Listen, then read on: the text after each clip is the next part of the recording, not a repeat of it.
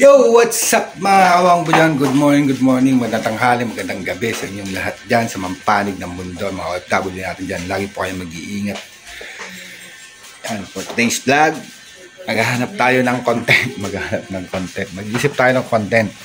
Yan, shoutout po sa mga OFW natin dyan, sa mga unique viewers natin, sa mga subscriber. Paki-like and share na lang po. And subscribe po, mahalaga po sa aming mga vlogger yan para kumita. Alright, at paka-pindot na rin po ang notification bell para updated po kayo lagi sa aking mga videos, mga vlog. Alright, nabubulol ako po eh. Alright na lang, alright, pag wala na masabi. At may pupuntahan tayong lugar, mga kawangbo. I-picture natin, ano raw yun? Ang botante raw ay 14,000. Isang subdivision ay 14,000 daw ang botante. Botante lang yun. Pera pa yung mga bata. Pero napakaliit lang na subdivision. Pero grabe. Tara guys. Puntahan natin. Alright. Wingdit Official, welcome sa Bukana. First time. Sana supportahan yung mga kasaward.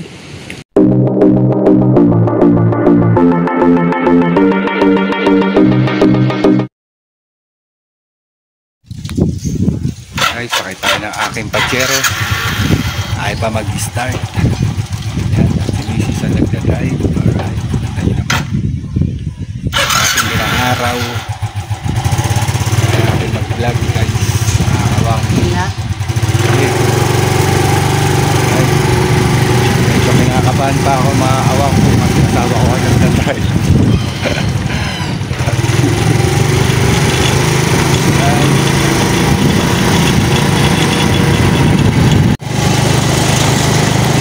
Guys, dito na tayo guys, kawanggo, papasok na tayo. Kung tawagin daw to ay TY, sikat to. Pag sinabi mo sa General Trias TY, alam na nila. Ibig sabihin ng TY ay tahanang yaman. Ano, tahanang yaman, homes. Actually mga kawanggo, tinututukan to ng mga botante. Kita nyo naman, ito ay may sariling palengke, sariling eskwelahan. Pero maliit lang to mga kawanggo. Maliit lang dito, lugar na to. Maliit lang dito, pero sobra daw ang dami ng botante ng tao. Akalain mo botante lang ayon sa survey 14,000. Pero pa mga bata doon, ito may pagawaan ng mga motor. Yan, may simbahan na maliit, may paradahan ng tricycle mga kawanggo. Kita nyo naman, ayan o, kita nyo naman, sobra. Tapos may talipapa dito. Yan. Alright, tapos sari-sari tindahan. Ayan, mamaya papalipad tayo ng drone mga kawanggo.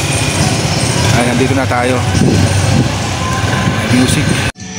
Ayan guys, kita nyo naman guys, palipad tayo ng drone. Kunyari drone, pero may music guys. Kita nyo naman oh, dami.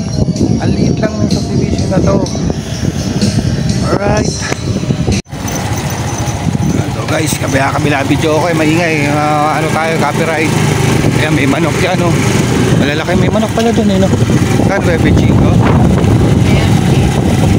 Benching ko, pwede rin. Iikot mo lang gano'n, para hindi ka na magluto. Manok tayo, tipid pa. Ay, pangulam pa tayo mamang gabi. Ay, shout out. Yun, kita nyo naman, may sariling talipapa, tindahan, grocery. Pero mga kawang po, napakaliit nito. Pakaliit lang itong subdivision, puro locos nga housing. Pero 14 may lang botante raw. Botante pa lang yun Kita nyo naman, Alright,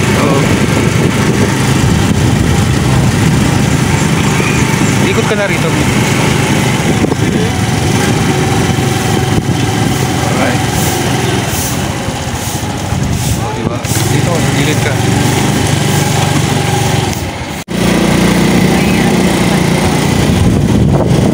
Gawaan ng motor. May water refill station. Yan, talipapa na naman. Grabe mga kawangbo, grabe talaga. Ayan, sari-sari. Tago daw to, tinututukan daw to ng ikot mo nahan, saka pupunta.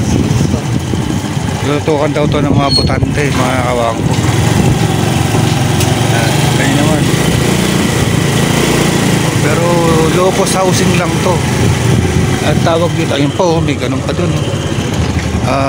TY kung tawagin, pero ang pangalan talaga ng sabihin ng yamang homes. Ayun naman. Grabe mga ano rito. Sobrang dami daw tao, lalo na paghapon. 24 hours ang tricycle dito mga kawangbo. Dito na matatagpuan sa General Trias, Cavite, Benevista 2. Tahanang yaman subdivision daw. Yan. Ito ang unseen na tinututukan talaga pag eleksyon. So, grabe oh. Hindi pa tayo nakakaikot mga kawangbo. Isang way pa lang to. Pero parang isang bayan na, maliit na bayan, isang munisipalidad na ang tao. Pero kung tutuusin, ilang hektarya lang to mga kawangbo. Ayan, may bukuhan dyan. Ayan, bukuhan. Sinita. Pero swabe, ulit. Pag ito nakuha ng isang politiko, tsak pang panalo.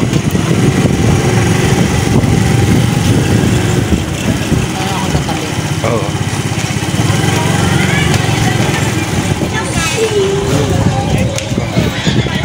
Friends, bili tayo ng ulam. Ayan, guys, kita nyo naman, oh. Ang lupit ng subdivision na to. So, may sarili talipa pa. O, yun ang tinda. Namili lang kami rito. Para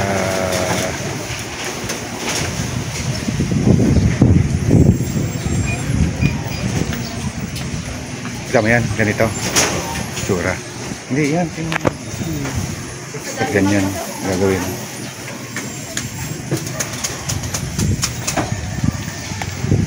Guys, kita nyo, may sari-sari, may lechonan ng manok. Oh, ayan oh.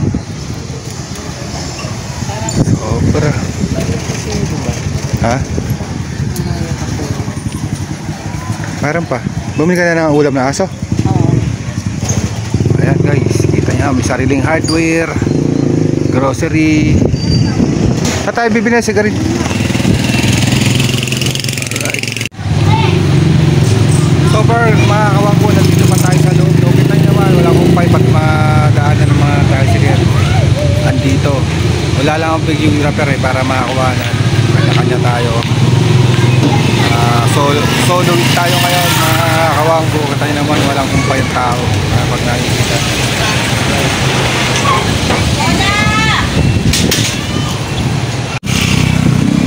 Ayan. Talagang kala mo isang munisipalidad mga kawangbo. Grabe. May pabrika pa rito. Ano, ayan oh, kita nyo naman oh. Alas kompleto.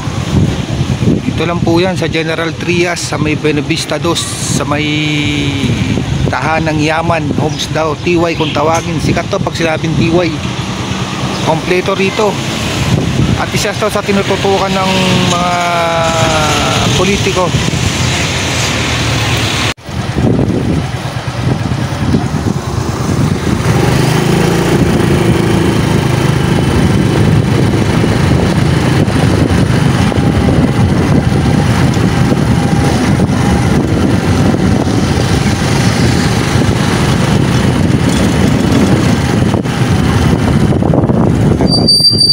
Shout out.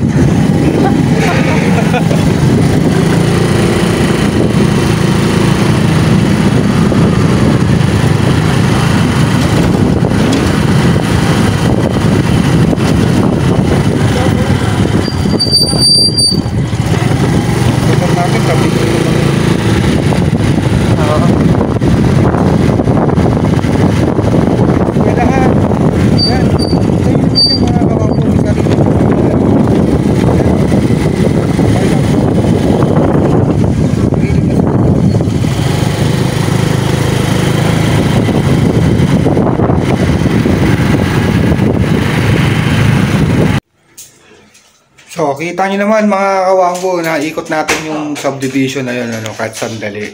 Para napakita ko sa inyo yung ano. Kasi medyo naano ako eh. Nakikurious ako kasi 14,000 lagi sinasabi. Lagi may politiko doon tuwing election.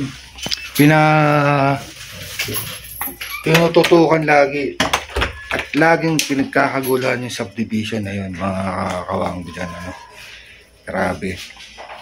Eh, pag yun daw ay tinutukan ng isang, pag yun daw ay nakuha daw ng isang politiko, halimbawa, tumatakbo ka sa election, i-check na daw ang panalo mo.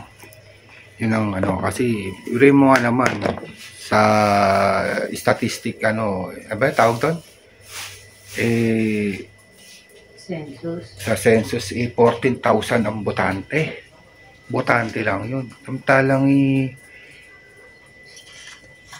napakalit lang ng subdivision na yun. Kung makikita nyo, makakawang sa personal, napakalit lang. Kompleto doon. May talipapa, may eskwelahan, may pabrika. Pabrika maliit lang ha. Tapos ang tao ay non-stop, 24 hours, may parada ng tricycle. Talagang walang ano, kala mo tondo. Tondo ba? Manila. Oo. Grabe talaga mga kawanggo. So, yun ang unseen na makikita ay na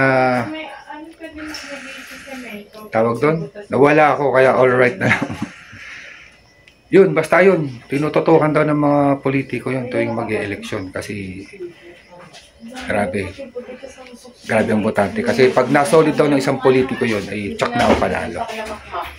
Kaya mga kawanggo, simpleng vlog, pero may na-discover tayo. Alright. Hanggang sa susunod muli. Dito ko natatapusin ang aking video mga kawanggo. Hanggang sa susunod po muli. Bye-bye!